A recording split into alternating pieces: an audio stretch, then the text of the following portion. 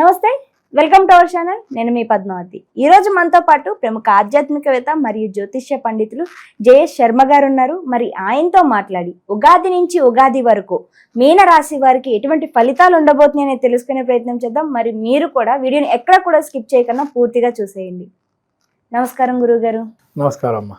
గురువు గారు, ప్రస్తుతం మనకి ఉగాది నుంచి నూతన సంవత్సరం అయితే రాబోతుంది సార్. విశ్వావసు నామ సంవత్సరం సందర్భంగా మీనరాశి వారికి ఎటువంటి ఫలితాలు రాబోతున్నాయి, మరి ముఖ్యంగా వీరికి ఆర్థిక పరంగా కావచ్చు లేకుంటే ఆరోగ్య పరంగా కావచ్చు ఎటువంటి ఫలితాలు ఉండబోతున్నాయి అంటారు? శ్రీ గురుభ్యో నమః. శ్రీ మహాగణాధిపతే నమః. శ్రీ మహాసరస్వతి నమః. హరి ఓం. శ్రీమాత్రే నమః. కామాక్షిదేవి నమః.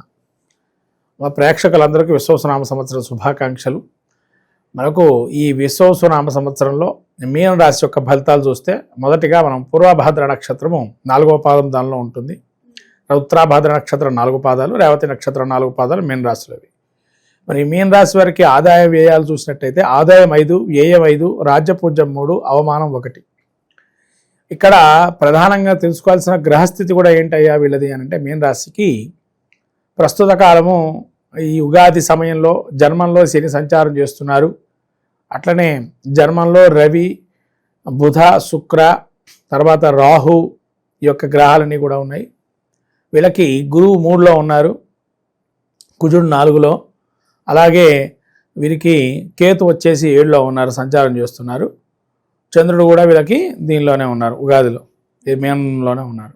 మొత్తం మీద మరి మీన రాశి వారికి స్థితి చూస్తే మనం గ్రహస్థితి చెప్పుకున్నాము. ఆదాయం వ్యయాలు చూస్తే ఆదాయం 5, వ్యయం 5 ఉంది. ఇక్కడ రాజ్యపూజ్యం 3, అవమానం 1. మరి ఇలా రకమైనటువంటి పరిస్థితిని చూసినట్టయితే ఇక్కడ ఆదాయ వ్యయాల గురించి మనం చెప్పుకున్నట్లయితే ఆదాయం ఎంత ఉందో వ్యయం కూడా అంతే ఉంది. కాబట్టి రాబడి ఉంటుంది కానీ ఖర్చు కూడా అదే విధంగా ఉంది. అంటే వీళ్ళు చేయదలుచుకోకుండా కొన్ని ఖర్చు పెడతాం, కొన్ని ఏమో వద్దనుకున్నా కూడా ఖర్చు చేయాల్సిన పరిస్థితి రావటం. ఇది మీన రాశి వారి యొక్క పరిస్థితి. అంటే ఏంటంటే సంపాదిస్తున్నారు, వద్దనుకుంటారు ఖర్చుని, కానీ అనుకోకుండా దాన్ని పెట్టవలసి వచ్చిన పరిస్థితి వస్తుంది అక్కడ. తద్వారా ఈ యొక్క ఆదాయ వ్యయాల్లో వచ్చిన అమౌంట్ అలానే వెళ్ళిపోవడంతో కొన్ని ఇబ్బంది పడటం అనేది మనకు కనబడుతుంది. కాబట్టి ధనం అనేది వీళ్ళకి నీళ్ళలాగా ఖర్చు అవుతూ ఉంటుంది. దాన్ని కంట్రోల్ చేద్దామని ప్రయత్నం చేసినా ఏదో విధంగా ఆ ఖర్చు అనేది జరుగుతూ ఉంటుంది. ఇది యొక్క ఉగాదిలో వీళ్ళకి ముఖ్యంగా ఆదాయ వనరులు, వ్యయ వనరులు చూస్తే ఈ విధంగా ఉన్నాయి. రాజ్యపూజ్యం, అవమానం చూస్తే కనుక మిమ్మల్ని పొగిడేవారు 3 ఉంటారు. ఎందుకంటే ఇప్పుడు డబ్బులు వచ్చాయి, ఖర్చు కూడా అధికంగా పెడుతున్నారు. అంటే అధికంగా పెట్టడం అంటే వీళ్ళు కొన్ని అక్కడ పరిస్థితులను చూసి, ఇప్పుడు ఎవరైనా ఒకళ్ళు ఉన్నారు, ఉదాహరణకు ఒక ఫ్రెండ్ ఉంటాడు, ఏమయ్యా మాకు పార్టీ ఇవ్వ, పలానా చోట నువ్వు ఇక్కడ గెలిచావనో లేదనా పలానా తీసుకున్నావు కదా అని జనరల్గా అడుగుతారు. వీళ్ళు ఏంటంటే వాళ్ళ యొక్క స్థితిని చూపించుకోవడానికి ఎంపటే పార్టీ ఇచ్చేస్తా అంటారు. దాని ద్వారా ఏంటంటే అనవసరంగా అది ఖర్చు. అంటే వాళ్ళు ఏదో జనరల్గా అడిగినా కూడా వీళ్ళు సీరియస్గా తీసుకుంటారు. అంటే వీళ్ళు అడిగిన వాళ్ళు ఎట్లా ఉండొచ్చు, లేదా వీళ్ళు అనుకోవడం కూడా అంత అడిగినప్పుడు మనం ఇవ్వకపోవటం ఏంది, అంత సీరియస్నెస్ తీసేసుకొని ఆదాయాన్ని ఖర్చు పెట్టేస్తారు. అలా తెలియకుండా అయ్యో ఇచ్చేసామే, ఖర్చు అయిపోయిందే అని ఒక భావంలో ఉంటారు. అలా సీరియస్నెస్గా కొన్ని ఖర్చు పెట్టడం, కొన్ని అనవసరంగా కూడా వీళ్ళు కొన్ని పదార్థాలు కొనుక్కుంటారు కానీ వాడరు, అట్లా పడేస్తారు. అవి గృహోపకరణాలు కావచ్చు, వస్తువులు కావచ్చు, లేదా ఇంట్లో వీళ్ళు వాడుకునే చిన్న చిన్న వస్తువులు అవి మనకు అవసరం పడతాయి. వీళ్ళ అంత సమయమే ఉండదు ఫస్ట్. ఎందుకంటే వీళ్ళ హడావుడి జీవితంలో వీళ్ళకు ఉండే పరిస్థితి 7.5 శని కూడా ఉన్నది వీళ్ళకి. కాబట్టి అటువంటి పరిస్థితుల్లో వీళ్ళు ఇంత హడావుడిలో అవి కొంటారు కానీ వాడిని వాడకం చేయరు. అలా వృధా ఖర్చు అనేది ఉంది. ఇక రాజ్యపూజ 3 పొగుడుతారు. ఇక ఎవరైనా పార్టీ కూడా పొగిడే వాళ్ళు ఎక్కువ ఉంటారు కదా, అవమానించాలి ఒకడు, కావాలని డబ్బులు ఉన్నాయని, డబ్బులు వెళ్ళిన వాళ్ళ దగ్గర కావాలని మనకు పార్టీ ఇచ్చాడు ఎందుకంటే చూపించుకోవడానికి అని చెప్పి ఇలా 3 పొగుడుతారు, ఒక్కడ అవమానిస్తాడు వెనకాల నుంచి. ఏంటంటే తను చూపించుకోవడానికి ఇచ్చాడు తప్ప ఆయన దగ్గర ఏమీ లేవు అని చెప్పి. ఇలా వీళ్ళ ఆదాయ వనరులకు వచ్చేటప్పటికి ఈ విధంగా ఉంది. ఈ ఖర్చు పెట్టడం కూడా అలానే ఉంటుంది, ఆదాయం కూడా అలానే వస్తుంది. 2 విధాలుగా ఒకటిగానే ఉంది ఇక్కడ. ఇక పొగిడే వాళ్ళు మాత్రం ఇద్దరు అధికంగా ఉంటారు. ఎందుకంటే ఇంత ఖర్చు చేసినప్పుడు పొగిడే వాళ్ళు లేకుండా ఉంటారా అని, ఎవడు పొగిడే వాళ్ళు 2 ఎక్స్ట్రా ఉంటారు. వీళ్ళు ఏ ఖర్చు పెట్టాడు మనకు కనీసం మాత్రం అట్లా పొగిడే వాళ్ళు 2 ఉంటారు. ఈ విధంగా మనకు మీన రాశి యొక్క పరిస్థితి చూస్తే, ఇంకా మిగతా విషయాలకు వస్తే గ్రహస్థితిని చూసినట్టయితే వీళ్ళకు ప్రారంభంలో శని సప్తమంలో జన్మస్థానంలో ఉండడం వల్ల మానసిక వ్యధ, మానసికమైనటువంటి చాంచల్యము, ఏదో అయిపోతుందని ఒక భయం మనసులో, తర్వాత శిరోవేదన, బంధువైరాలు, తర్వాత డబ్బు సంపాదించింది చెప్పాం కదా ఇందాక నాశనం, అంటే అనుకోకుండా ఖర్చు చేయటం, లేదా ఆదాయం ఖర్చు ఇట్లా వస్తుంది, ఇంకోటి ఖర్చు రెడీగా ఉంటుంది ఆదాయం రాగానే కూడా, అలా ఆదాయం రాగానే వనరు ఖర్చు పోవడానికి అవకాశం ఉండడం. ఇట్లానే ఇంకా వీళ్ళకి జన్మంలో శని ఉండటం వల్ల కాళ్ళకి సంబంధించిన ఇబ్బందులు రావటం, ముఖ్యంగా మీన రాశి వారికి అవయవాలు ముఖ్యంగా పాదాలు కాళ్ళకి సంబంధించిన విషయాలు. రెండోది కఠినమైన విషయాలు తొందరగా వినకుండా ఉండడం మంచిది, ఎందుకంటే వీళ్ళకి హృద్రోగం కూడా వచ్చే అవకాశం ఉంటుంది. ఎందుకంటే కుజుడు వీళ్ళకి నీచస్థులోకి మారుతున్నాడు 2 నెలల తర్వాత. హృద్రోగం అంటే అనుకోకుండా ఆకస్మికమైనటువంటి ఇబ్బందులు, అనారోగ్య సూచనలు వచ్చే అవకాశం ఉంటాయి. తర్వాత రాహు కూడా జన్మంలో ఉన్నాడు, నిరాశ నిస్పృహలు, ఎంత సంపాదించిన పేరు నేమో ఏమీ లేదు, ఎందుకు మనకి జీవితంలో ఒక వైరాగ్యంలాగా వస్తుంది వీళ్ళకి. కాబట్టి మీన రాశి వారు కొంత ఆలోచన జ్ఞానాన్ని పెట్టుకోండి. ఖర్చు వచ్చినా మనము నిలబడ్డగల శక్తి సామర్థ్యం ఇచ్చాడు దేవుడు. జీవితంలో మనకు కష్టాలు సహజం, అవి వచ్చాయని మన మీద పడిపోయాయని మనం అనుకోవద్దు. కాబట్టి వాటి నుంచి మనం బయటపడటానికి ఎటువంటి మార్గాలు ఎంచుకోవాలో ప్రయత్నం చేయాలి.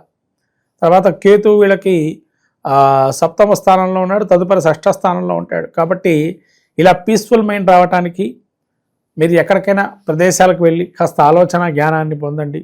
ఉన్న చోట మీకు ఆలోచనలు రావు, ఎందుకంటే కష్టాలన్నీ సుడిముట్టంగా కనబడుతుంటాయి. ఒక దగ్గరికి వెళ్ళి కాస్త కొన్ని రోజులు వెచ్చించి అక్కడ ఆలోచన జ్ఞానాని కోసం, ఏదన్నా ఒక సమస్య వస్తే దాని పరిష్కారం కోసం ఎక్కడో ఒక కొత్త రకమైన ప్రదేశానికి వెళ్ళి ఆలోచన జ్ఞానం తెచ్చుకొని మళ్ళీ రావటం, దాని పరిష్కారం చేసుకోవటం అనేది మార్గం ఎంచుకోవచ్చు. అలా చేసుకోవటం వల్ల కూడా మీకు కొద్దిగా ప్రశాంతత ఏర్పడుతుంది. నిత్యం కూడా ఈ సుడిగుండంలో ఉన్నామే ఒక భావన నుంచి బయటపడే అవకాశం ఉంటుంది మీన రాశి వారికి. తర్వాత ఈ కుజుడు కూడా వీళ్ళకి బంధువు ఏ ఒక మాట అనకపోయినా అక్కడ వాళ్ళు మాట అనేసారు మిమ్మల్ని అని ఎవరో చెప్పిన మాటలు వినటం, ఆ చెప్పుడు మాటలతో వీళ్ళు కొద్దిగా వేరే వాళ్ళని ఇంకా దూషణ చేయటం లాంటివి కనబడుతున్నాయి. తర్వాత గురువు కూడా అర్ధాష్టమంలో ఉన్నాడు. ధనాదాయం కూడా చూస్తే కనుక ఆదాయం ఖర్చు విధానం ఏదైతే చెప్పామో అక్కడ కూడా అంతే ఆదాయం ఉంటుంది, వ్యయం ఉంటుంది ఒకటే దగ్గర. ఇక్కడ ఉన్నన్ని చోట ఉండనియరు. బంధువులు కూడా మిమ్మల్ని ఇబ్బంది పెడుతుంటారు, ఏదో ఒక మాట అనేసి అది మన మనసు నొచ్చుకోవటం లాంటివి జరుగుతూ ఉంటాయి. ఇవన్నీ కూడా మీరు పట్టించుకోవద్దు, ఎందుకంటే సహజంగా అనేవాళ్ళు చాలామంది ఉంటారు. దాని జీవితంలో నిలబెట్టుకునే లక్షణం ఉండాలి ఏదైనా కానీ, అంత నిగ్రహంగా మీరు ఉండగలుగుతారు. కానీ అది తెచ్చుకోవాలి మీరు. రెండవది కళలు కనడం మానేయండి. ఫస్ట్ ప్రతిదీ కళలో చూసుకోవడం కాదు, నిజంలో మనం ఎలా దాన్ని నిరూపించగలుగుతాం అనేదాన్ని ప్రయత్నం చేయండి. ఎందుకంటే మీన రాశి వారికి ముఖ్యంగా ఊహాజనితాలు ఎక్కువగా ఉంటాయి. ఎందుకంటే ఈ రాశి కూడా అటువంటి పరిస్థితే, దుస్వభావ రాశిది. స్థిరమైన డెసిషన్స్ ఉంటాయి, ఒకసారి చరమైన డెసిషన్స్ ఉంటాయి. కాబట్టి వాటి నుంచి బయటపడటానికి మనం ప్రయత్నం చేయాల్సింది ఏంటంటే ముఖ్యంగా దాన్ని ఎలా నిరూపించుకోగలుగుతాం, ఏ విధంగా మనం షార్ప్నెస్ అవుతాం. ప్రతి విద్యలో మనం షార్ప్నెస్ రావాలి అంటే, నైపుణ్యం రావాలి అంటే దాని మీద డెప్త్ నాలెడ్జ్ ఉండాలి. కాబట్టి ఆ డెప్త్ నాలెడ్జ్ గురించి ప్రయత్నం చేయటం. తర్వాత గురువు కూడా చతుర్థంలో గురువు ఉంటే చాలా మంచిది. అంటే గోచారీత్యా అర్ధాష్టమైన గురువు కూడా విద్యార్థులకు మాత్రం కొంత గొప్ప ఏ విధంగానే ఒక జ్ఞానం అనేది కలుగుతుంది.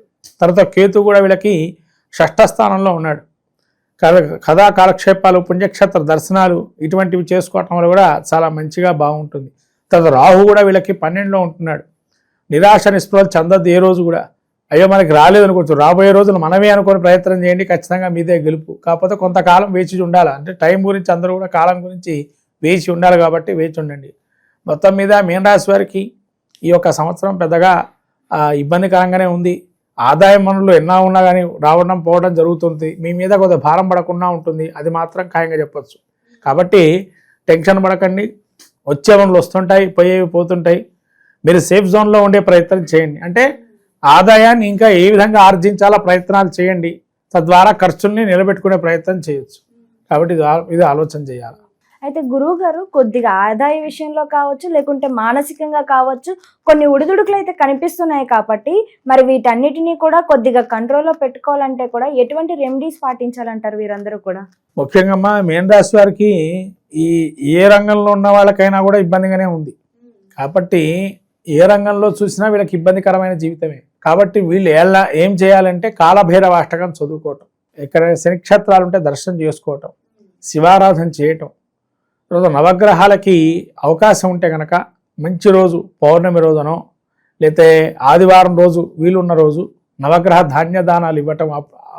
ఒక సంవత్సరంలో కనీసం 2-3 సార్లు నవగ్రహ ధాన్యదానాలు ఇవ్వటం, నవగ్రహం ఎక్కడ జరిగితే ధాన్యం ఇవ్వటం, లేకపోతే ఎక్కడైనా కానీ నవగ్రహాలకి ప్రతినిత్యం నెలకోసారన్నా పూజ చేసుకోవటం లాంటివి చేస్తే కనుక చాలా బాగుంటుంది. వీళ్ళు ఇంకా మంచి ఫలితాలు పొందాలి అనుకున్నప్పుడు ఈ పాశుపతాస్త్రాల్లో అఘోర పాశుపతం ఏదైతే ఉంటుందో అఘోర పాశుపతం అనేది చేసుకోవటం వల్ల, హోమం చేసుకోవటం వల్ల మంచి ఫలితాలు ఉంటాయి. ఈ అఘోర పాశుపతం చేయటం వల్ల మనకు చాలా వరకు అడ్డంకుల నుంచే బయటపడతాం ఈ యొక్క మీన రాశి వారికి. చాలా చక్కగా వివరించారు గురువు గారు. అయితే ఉగాది నుంచి ఉగాది వరకు చూసుకున్నట్టయితే మీనరాశి వరకు ఎటువంటి ఫలితాలు ఉండబోతున్నాయితో పాటు ఎటువంటి రెమెడీస్ పాటించాలో కూడా చాలా చక్కగా వివరించారు. ధన్యవాదాలు గురువు. నమస్కారం.